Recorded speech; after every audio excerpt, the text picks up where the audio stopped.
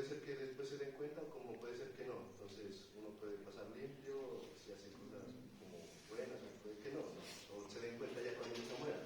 Pero por ese hecho no va a ser que sea ético o no sea ético, simplemente por cómo lo perciben los demás. Simplemente creo que sepa o no lo sepa el resto, siempre va a estar en prioridad la conciencia de uno.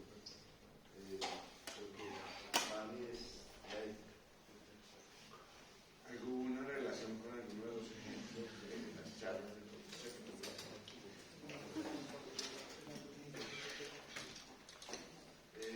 Pues a mí más relación, pues...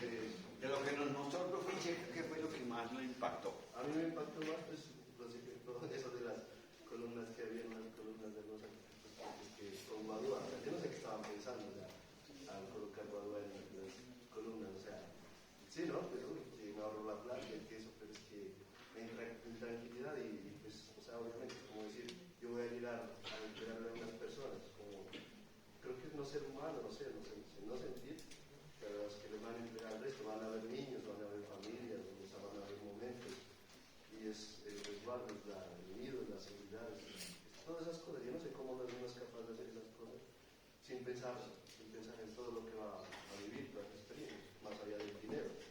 Creo que está la ética de uno, la conciencia de que si uno va como si uno fuera a habitar en esos lugares. ¿Y qué tiene que ver eso con la lectura? Pues a mí me pareció una lectura, pues es que ahí dice como haz lo que quieras, ¿no?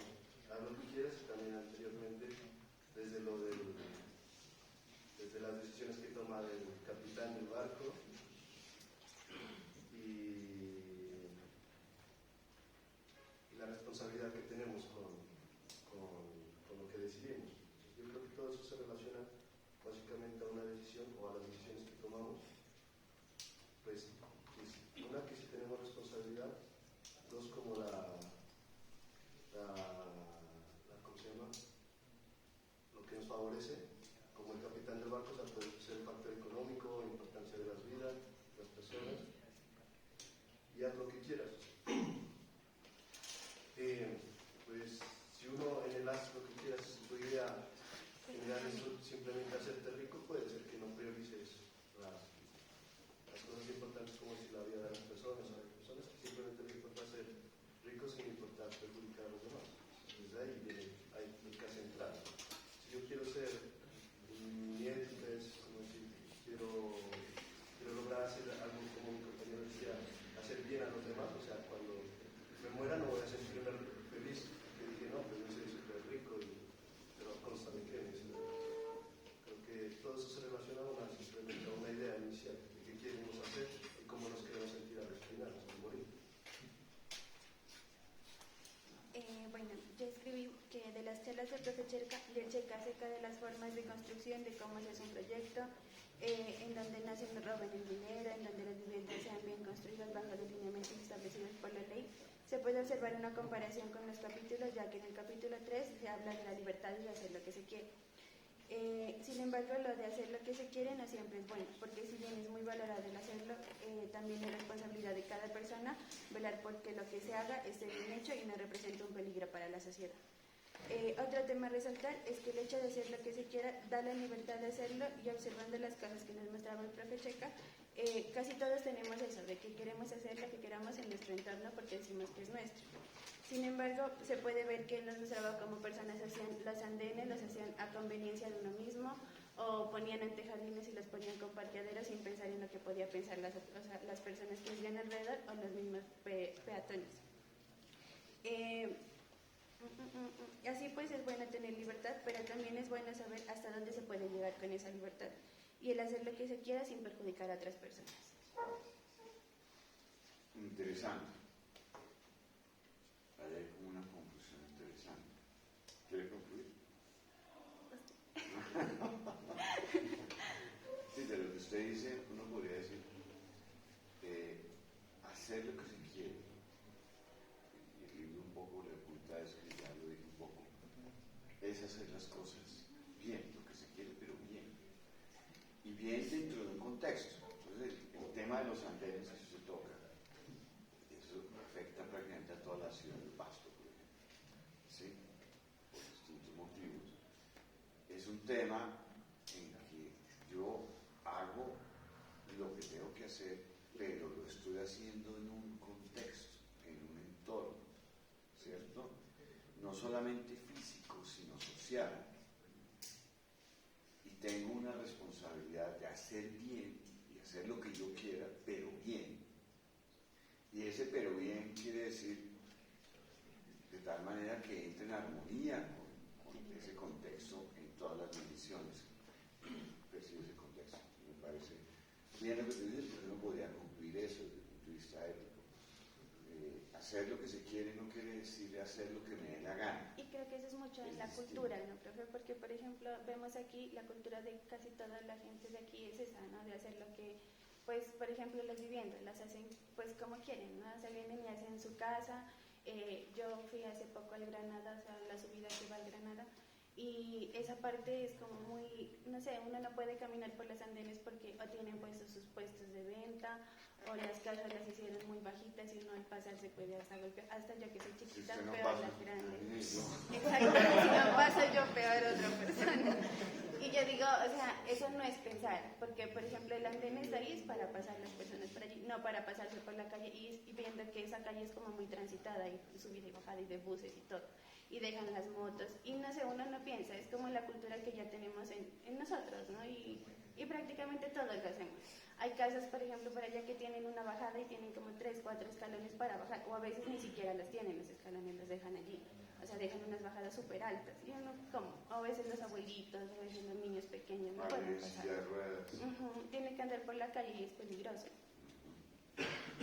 Muy bien. ¿Alguien que nos quiera compartir?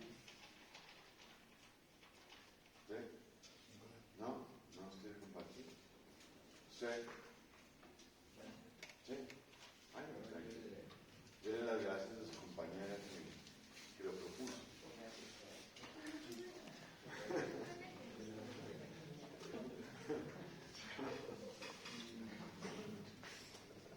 ¿Lo leo? Usted está en libertad.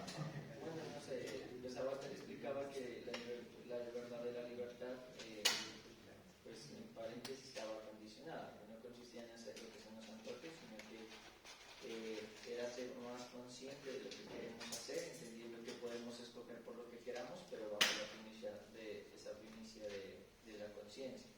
Entendiendo pues que cada cosa pues tiene una consecuencia y derivada pues de los actos en función a esas decisiones que tomemos. Puesto que no somos libres del todo, como por ejemplo de las necesidades físicas de tener que alimentarnos, de tener que asearnos en general, que son como condicionantes necesarias que el cuerpo también nos pide, pero que nosotros inclusive a esas cosas tenemos, digamos, la libertad para saber cómo actuar y qué definir respecto a eso. O sea, si yo quiero cantar hambre, ya es cosa mía en conclusión, pero el cuerpo me está pidiendo que debo comer. Entonces, es que esa auténtica digamos, libertad implicaba pensar pues en lo que hacemos, elegir de ello y a su vez pues responsabilizarse de las consecuencias que eso deriva. Eso en cuestión del capítulo 3. Del capítulo 4 pues el autor planteaba que el objetivo de la ética no era determinarnos unos objetos obedientes y perfectos, sino aprender a vivir bien. O sea, que era decir, buscar una vida plena. Y en vida plena pues no habla específicamente como de los lujos y demás cosas, sino es buscar una vida que esté libre de esas dificultades y tenga un sentido que permita, digamos, como sentirnos bien con nosotros mismos y con nuestras decisiones. Entonces, tener una vida buena no significa vivir sin límites o vivir limitados, sino sentirse bien conmigo mismo y por ende con los demás. Y en relación con los ejemplos que nos mostró Checa, ¿cómo aplicaría eso que nos contaste? Pues es que, por ejemplo, en Pasto, yo siento lo que decía la compañera, que por ejemplo el hecho de la construcción debería ser un acto ético más orientado al bienestar colectivo. Y es verdad que, o sea, hay unos intereses privados y hay unos intereses públicos, pero ahí debe estar la ética en el sentido de que yo como constructor también puedo aportar a la sociedad beneficiándome a mí mismo. Entonces es como que todo debe estar como en un constante equilibrio, y ahí es donde comienzan, pues digamos, en ese hecho de no hacerse responsable de los actos, en este caso de las construcciones, malas construcciones que nosotros hacemos, pues comienzan a aparecer esos errores en las curadurías, los vicios en las concesiones de las licencias, en las ejecuciones de obra, y por ende eso va impactando de manera significativa o a veces invisible a la sociedad, y pues va, digamos, también degradando como el valor ético que la sociedad tiene en otros aspectos sociales. Ya. Se me fue por la rama, no me ejemplo específico, pero está bien. Sí. Sí. Catalina. Allá. Nicolás, él escribió. Sí. A ver. ¿Se escribió o no escribió?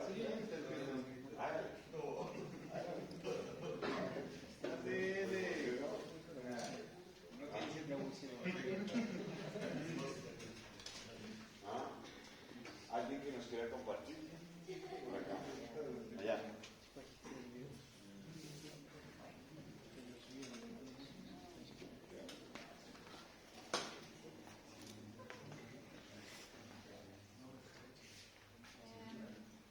En los capítulos 3 y 4 de Ética para Amador, Fernando Sabater insiste en la importancia de la libertad, entendida no como impulso espontáneo, sino como la capacidad de elegir reflexivamente aquello que realmente queremos.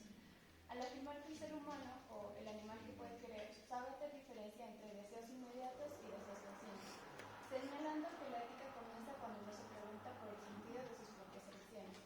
La idea de la buena vida, entendida no como una receta universal, sino como el proceso de decidir qué tipo de vida consideramos valiosa y digna de vivir. Estas ideas se relacionan directamente con la charla de Federico Pacheco sobre las malas gestiones arquitectónicas presentes en las ciudades. Estas acciones muestran una libertad malentendida, donde se actúa sin pensar en el impacto social.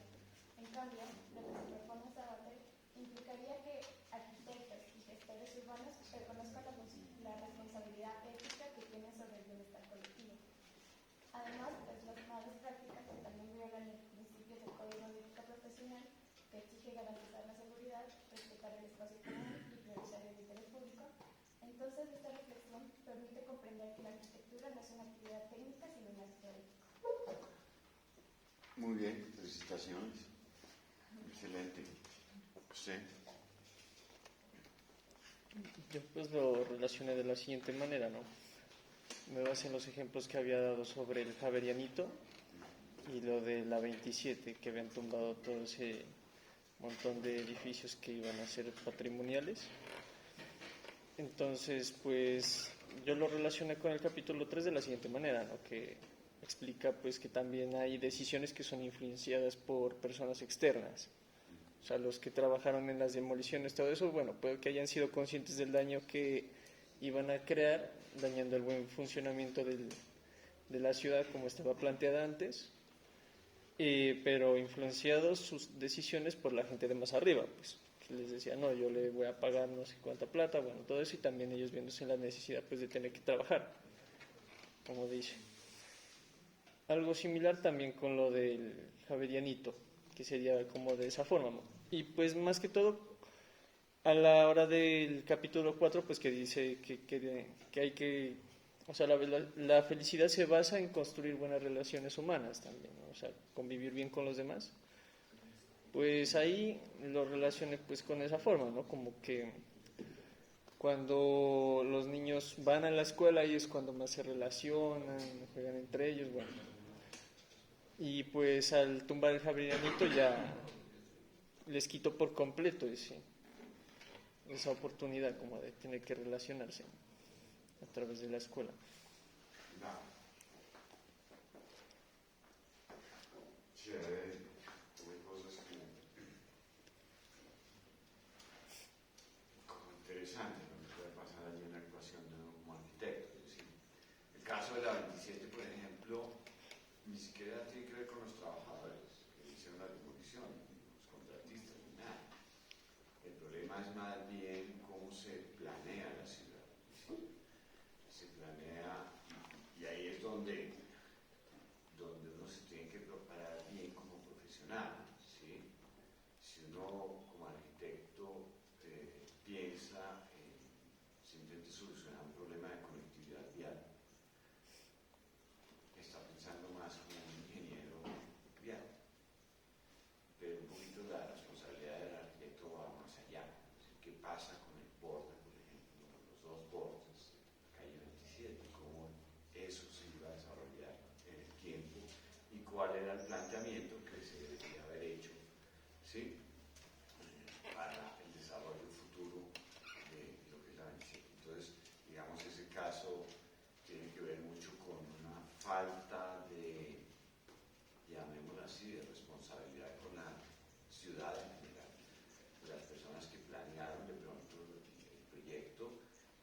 no previeron muchas veces lo que iba a pasar. ¿Listo? Entonces, ético sería que la ciudad, como ciudad, se preocupara por qué va a pasar con la 27, ¿sí? Y se haga una propuesta en relación con la 27. ¿Listo? Ahora, el tema del Javerianito, pues ese es un tema que pues, ese es un edificio patrimonial. Aquí hay algunos. ¿Quiénes están en patrimonio? Todos. Entonces, patrimonio, hablábamos ayer que no solamente lo es tierra. No sé por qué se piensa siempre que lo patrimonial es solamente lo que está en tierra. ¿Sí? Les ponía yo el ejemplo de Guggenheim de Bilbao ayer. ¿Sí? Como están todos ayer, vinieron la mitad. Hoy están las 3/4 partes. Bueno, listo. Entonces, el tema es, vaya usted, túmbeles a los habitantes de Bilbao en Guggenheim, ahí lo juegan. Entonces, es un elemento patrimonial interno. Si hablábamos de una gran diferencia cuando uno habla de teoría de la arquitectura, pasándome como a otra cosa, cómo desde los modernismos se piensa que es un monumento, ¿sí? Cuáles son la importancia de un elemento de una ciudad en relación con la memoria y la percepción de la gente. Y otra cosa es que simplemente llegan y digan, esto es un patrimonio. Firma un decreto y tal. ¿Listo? Y muchas veces el tema del patrimonio, el tema de la memoria, el tema no es una cuestión de decretos, es una cuestión de la memoria colectiva de lo que nosotros entendemos como importante en la ciudad. ¿Listo? Entonces, ahí hay una discusión interesante que se debería dar en el taller de patrimonio. ¿Sí? Y no solamente decir, no, esto tiene que ser tierra porque es patrimonial. ¿Quién dijo? ¿Sí? Entonces, ahí hay una discusión interesante que seguramente estaremos dando. Hoy tengo precisamente una reunión con los profesores de teoría, a ver si logramos cómo avanzar un poquito en ese tema. ¿Listo? Ayer me preguntaban que cuando íbamos a dar el golpe de Estado, vamos a ver, hay que irlo preparando. Pero bueno, me parece que está bien. Allá la compañera. Cuéntame.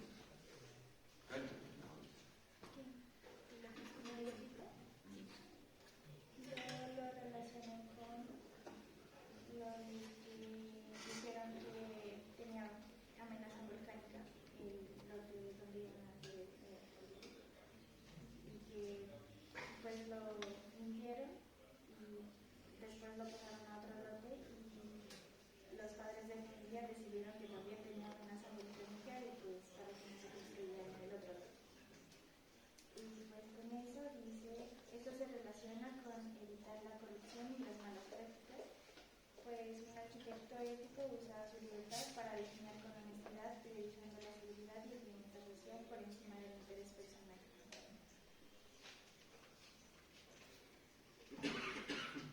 Bueno, yo le hice un reclamo a Checa por ese ejemplo porque Checa estaba mal informado. ¿Sí? Ya.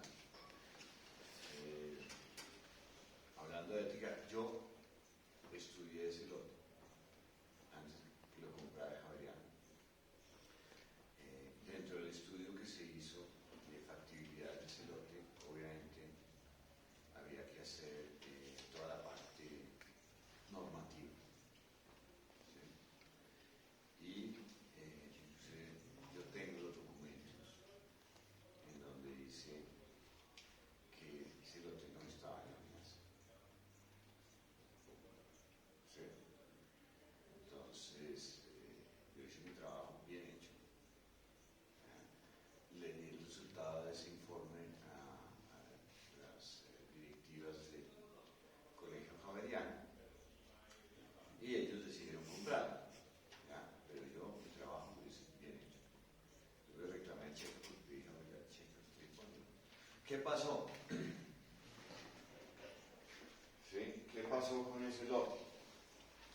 Que resulta que en esa época estaba todo el boom de la amenaza, que el volcán, que toda esta cosa, ¿sí? Y entonces los padres de familia decidieron, como tú dices, que ese lote estaba en amenaza, pero el lote no estaba en amenaza. Es más, si usted ve hoy en día, eso todo está construido.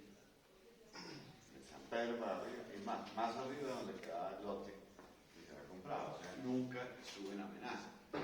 Simplemente la percepción de los padres de familia fue, pues, ¿cómo nuestros niños van a estar tan cerca del volcán? ¿Sí?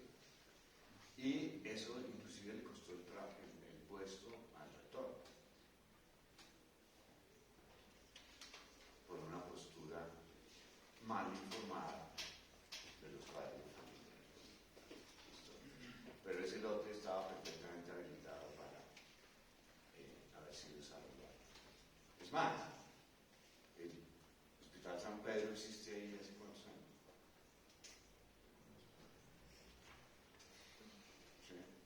Entonces, pues, y si hoy en día uno va de ahí para arriba hasta Bosques de la Colina, con todos estos edificios de 12 pisos, cuántas personas viven allí, y ahí sí no hay amenaza. Entonces la amenaza se maneja según el criterio de las personas y la conveniencia. Es un problema del tema de amenaza en Pasto, porque inclusive muchos les tocó vender las casas en Briseño porque supuestamente estaban en amenaza y los sacaron. Y otros se quedaron. ¿Sí? ¿Ya? Porque pues simplemente se inventaron un tema. Está el tema de la pastosidad, que también tiene que ver con el tema de amenaza, ¿sí? Que, digamos, el plano de amenazas en el momento de hacer el proyecto, yo no tuve nada que ver con ese proyecto, permitía que el estadio se hiciera ahí. Sin embargo, viene todo el problema de que entonces correr la línea de la amenaza un poquito, ¿sí? Y terminó en área de amenaza. Y eso ahí fue una cosa política, más una cosa de, como siempre, es decir, se toman decisiones por los motivos que no son. Entonces, digamos, yo le reclamé al cheque y dije, oiga, es ético informarse bien. ¿Sí? Muy ético, ¿sí? Mirar todas las partes. Yo les comentaba a ustedes, inclusive ese lote fue motivo de un concurso privado de arquitectura, al cual me invitó a mi colegio Novellano y a otros arquitectos que no voy a dar los nombres, ¿sí? Pero sí uno de ellos era, ni siquiera era invitado, era como interesado. Como ustedes no leen, entonces no voy a decir el nombre, pero sí voy a decir el cargo. Era presidente de la Sociedad Colombiana de Arquitectos. Y nos invitaron. Yo hice mi proyecto, lo presenté, me llamó el mismo cura rector que estamos hablando, ¿sí? Y me dijo, el jurado en ese momento del proyecto era Rogelio Salmona, y me llamó al cura y me dijo, Pablo, usted se ganó el proyecto, el concurso. Entonces dije, bueno, qué chévere, bacanísimo, ¿sí? A las 2 horas me volvió a llamar, me dijo, Pablo, no voy a mencionar a los otros colegas, en fin, ese concurso, ¿a usted le gustaría trabajar su proyecto con nosotros que concursar? Entonces, pues yo obviamente dije, no, ¿cómo se le ocurre? yo lo trabajo. ¿Sí? ¿Qué pasó? A las rato volverme a llamar y me dijo, no, Pablo, entonces el concurso se lo ganaron los otros. Así. Antiético. Después me enteré que algunos colegas muy prestigiosos de la ciudad fueron a decirle al cura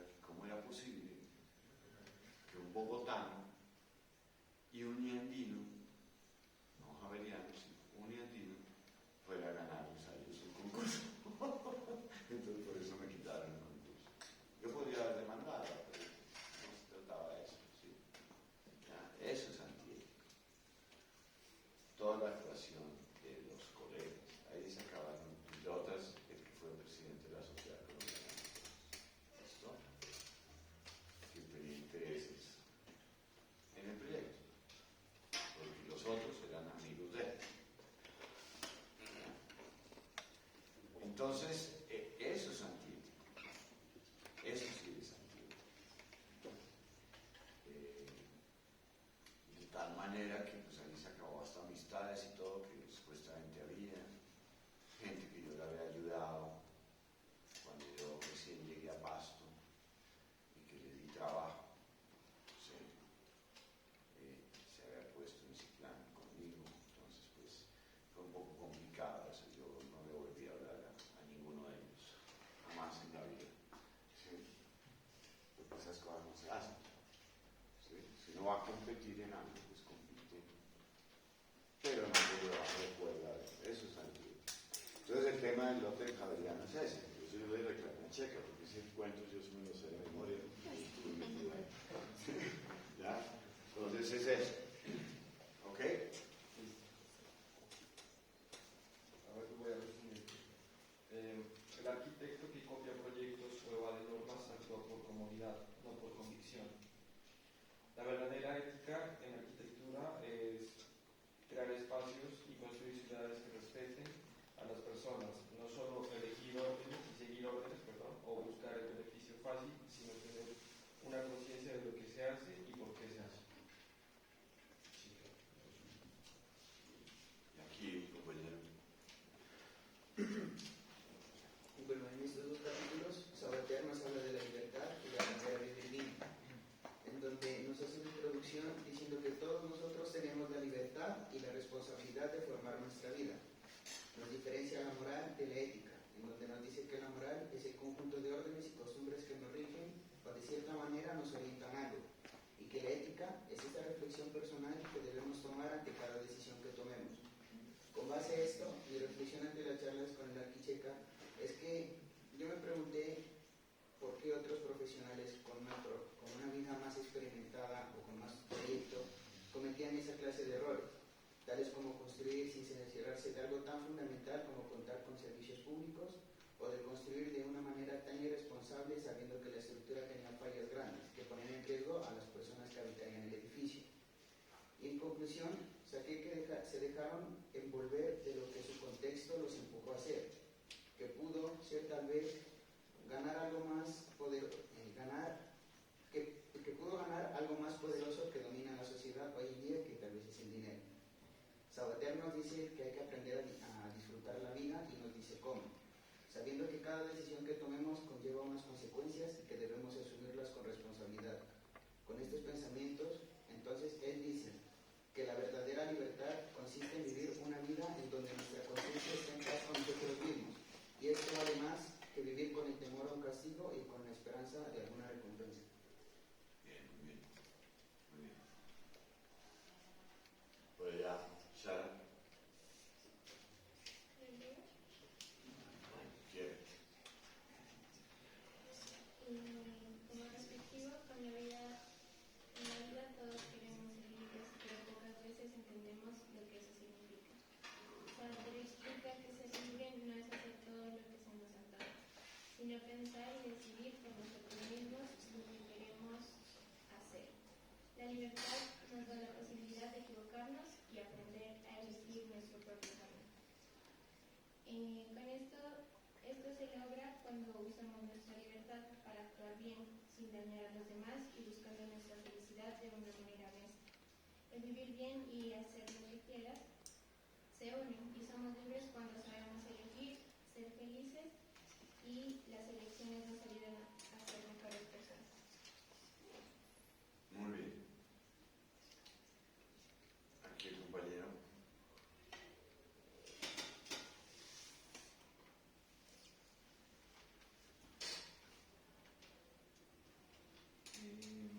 En la vida situaciones y experiencias que cambian nuestra forma de ver el mundo. Para bien o para mal, toda persona es libre de elegir lo que guste.